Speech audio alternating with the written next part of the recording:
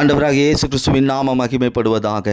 இந்த நாளிலும் ஆண்டவராக இயேசுவானவர் உங்களை பார்த்து சொல்லுகிற ஒரு வார்த்தை, நீ ஆளுகை செய்வாய். நீ என்னோடு சேர்ந்து ஆளுகை செய்ய போகிறாய். என் நாமத்தினாலே ஆளுகை செய்ய போகிறாய். நான் உன்னோடு இருக்கிறதுனாலே நீ ஆளுகை செய்ய போகிறாய். ஆனால் என்னுடைய விசுவாசம் எதன் பேரில் இருக்கிறது?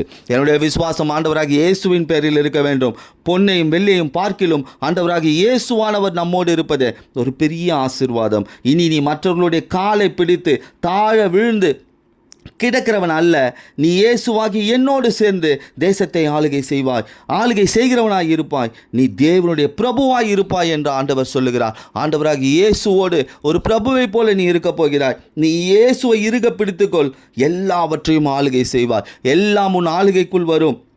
நீ சர்வ வல்லவரை நீ பிடித்துக்கொள். உன் வாழ்க்கையில் உன் சர்வ வல்லவரை நீ பிடித்து கொண்டு வாழ்ந்து பார். ஏனெனில் வேதம் சொல்லுகிறது, அவர் சர்வ வல்லமை உள்ள தேவன் என்று. ஒரு தாயை போல உன் குறைவுகள் எல்லாவற்றையும் சந்திக்கப் போகிறாய். நீ பலுகுவாய், பெருகுவாய். உன் சந்ததிகளில் ராஜாக்கள் பிறப்பார்கள். ஜாதிகள் உன்னை வணங்கப் போகிறது. ஏனெனில் அவர் சர்வ வல்லவராய் உன்னோடு இருந்து நீ ஆளுகை செய்யும்படி உன்னை ஆசீர்வதிக்கப் போகிறார். நீ மட்டுமல்ல, உன்னை சுற்றி உள்ள ஜனங்கள் இதை காண்பார்கள்.